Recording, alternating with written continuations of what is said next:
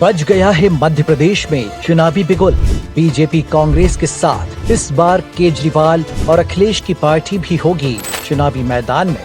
किसको मिलेगा जनता का समर्थन और किसको मिलेगी मात? एमपी एक्सप्रेस न्यूज की रहेगी पल पल नजर। चुनाव का सबसे तेज अपडेट देखिए सिर्फ एमपी एक्सप्रेस लाइव टीवी पर। एमपी एक्सप्रेस लाइव टीवी में हूँ हिंदू सिंह यादव। मध्य प्रदेश भारतीय जनता पार्टी ने आज उनकी 5वीं सूची जारी की है, जिसमें कई चौंकाने वाले नाम हैं। कई वर्तमान विधायक के टिकट भी कटे हैं और कई चौंकाने वाले नाम हैं।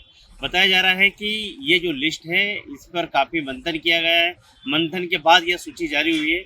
और आगर जिले की अगर बात की जाए तो सुसनेर विधानसभा को लेकर काफ़ी अलग अलग चीज़ें आ रही थी, लेकिन यहाँ पर भारतीय जनता पार्टी ने राणा विक्रम सिंह पर भरोसा किया है और उनको वहाँ से मैदान में उतारा है।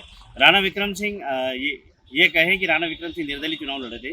निर्दलीय चुनाव लड़ने के बाद में वो जब कांग्रेस की सरकार थी तो कांग्रेस के साथ थे। जब कमलनाथ सरकार गिरी तो उसके बाद में वो भारतीय जनता पार्टी के समर्थन में आए और जब से ही उन्हें भारतीय जनता पार्टी के मतलब ये कहें कि एक विधायक रूप में जाना जाता था और बाद में उन्होंने भारतीय जनता पार्टी की सदस्यता भी ले ली।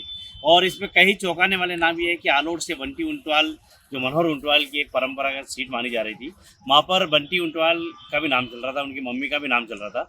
लेकिन वहाँ से चौंकाने वाले नाम आया है कि उज्जैन के जो पूर्व सांसद है चिंतामन मालवी को वहाँ से मैदान में उतारा गया है। अगर बात की जाए तो महेंद्र सिंह सोलंकी, यानी हमारे देवास शाजापुर सांसद हैं महेंद्र सिंह सोलंकी, इनका नाम भी आष्टा से चल रहा था, लेकिन आष्टा से गोपाल सिंह को मौका दिया है पार्टी ने। और अगर बात की जाए तो राजगढ़ से पूर्व विधायक और ये कहें कि मतलब वहाँ के एक अच्छे नेता के रूप में जाने जाते हैं अमर सिंह यादव पर पार्टी ने भरोसा किया है और राजगढ़ लोकसभा से अमर सिंह यादव को प्रत्याशी बनाया है। और उसके बाद में अगर बात की जाए तो उन्होंने कई विधानसभा पे जैसे काला पीपल में एक नया चेहरा दिया है। और सुजालपुर की अगर बात की जाए तो इंदर सिंह परमार, जो मध्य प्रदेश सरकार में अभी मंत्री थे, शिक्षा मंत्री, और उनको पर दोबारा भरोसा करा है। उनके सामने यह कहें कि रामवीर सिकरवार है। पहले भी दोनों के बीच में टक्कर हुई थी, इस बार वहाँ पर कहीं ना कहीं कड़ा मुकाबला देखने को मिलेगा। आलोट की अगर बात की जाए तो वहाँ भी बहुत कड़ा मुकाबला देखने को मिलेगा, क्योंकि वर्तमान विधायक हैं मनोज चावला, वो उन पर कांग्रेस पार्टी ने भरोसा किया है और ये दोनों आमने सामने होंगे। हो सके कि वहाँ पर कोई ना कोई निर्दलीय भी अपनी टांग मतलब ये कहें कि निर्दलीय भी मैदान में उतर सकते हैं। अगर बात की जाए तो सुसनेर के समीकरण बहुत अलग होंगे, क्योंकि कांग्रेस ने भैरू सिंह बापू परिहार पर भरोसा किया है और बीजेपी ने राणा विक्रम सिंह को अपना उम्मीदवार बनाया है। ये कहे कि 2018 के चुनाव में राणा विक्रम सिंह और भैरू सिंह परिहार के पुत्र महेंद्र सिंह परिहार आमने सामने थे और काफ़ी ये कहे कि अलग चुनाव रहा और निर्दलीय के रूप में राणा विक्रम सिंह मैदान में आए। अब ये देखना होगा कि जैसे जैसे चुनाव नजदीक आते हैं तो क्या समीकरण होते हैं, कौन निर्दलीय और आते हैं। अभी वर्तमान में अगर बात की जाए तो ये कहें कि बीजेपी के पूर्व विधायक संतोष जोशी अभी वर्तमान में मैदान में है, लेकिन अब देखना होगा कि आगे और क्या समीकरण बदलते हैं। इसके साथ में अगर बात की जाए तो कई चौंकाने वाले नाम इस सूची में आए हैं, जिससे भारतीय जनता पार्टी ने ये कहे कि जैसे मनासा से भी एकदम नए चेहरों को मौका दिया गया है और नीमच में दिलीप सिंह परिहार पर भरोसा किया गया है। फिर वहाँ पे भारतीय जनता पार्टी ने भरोसा किया है। जावरा से राजेंद्र पांडे, यानी ये एक अच्छे नेता के रूप में जाने जाते हैं, इनके ऊपर भारतीय जनता पार्टी ने फिर भरोसा किया है।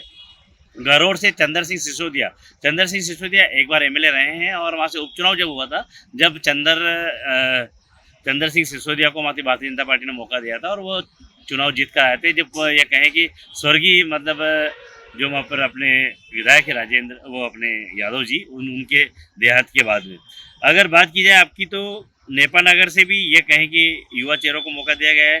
बुरहानपुर से पूर्व मंत्री अर्चना चिटनीस, जो ये कहें कि मंत्री रही हैं और इनके सामने सुरेंद्र सिंह सेरा निर्दलीय जीत के आए थे और अब फिर वहाँ से ये कहें कि इनको मौका दिया गया है। ये बात और माँ से पहले अर्चना चिटनीस और स्वर्गीय नंदू भैया के बीच में काफ़ी ये कहें कि गुटबाजी के कारण कहीं ना कहीं निर्दलीय को उसका फायदा मिला था, लेकिन इस बार ये कहें कि अर्चना चिटनीस पर फिर पार्टी ने भरोसा किया है। और खरगोन से बालकृष्ण पाटीदार अलग अलग रूप में देखे जाते हैं। अभी इस बार हमने देखा है कि उनके जन्मदिन के उपलक्ष्य पे भी वो घोड़े पर सवार थे और काफ़ी ये कहे कि पुराने नेता है भारतीय जनता पार्टी के, वहाँ पर उनको ऊपर भरोसा किया है भारतीय जनता पार्टी ने। ये और आगर जिले के प्रभारी मंत्री रहे सुरेंद्र पटवा पर भी भारतीय जनता पार्टी ने भरोसा किया है। हालांकि वो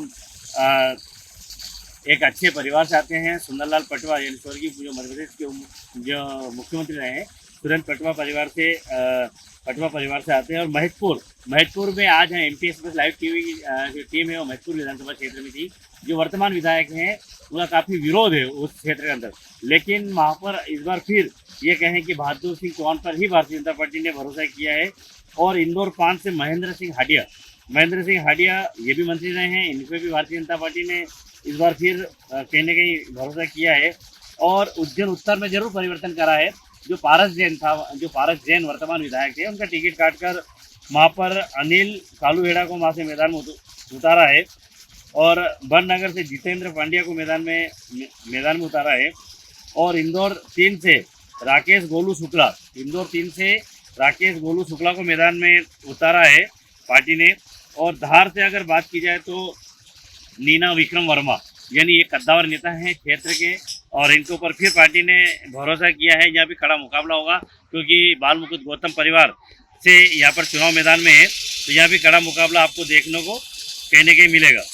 और जोबट की अगर बात करें तो विशाल रावत यहाँ पर भी ये एक युवा चेहरा है, और यहाँ के समीकरण भी इस बार चुनाव में कुछ अलग ही देखने को मिलेगा।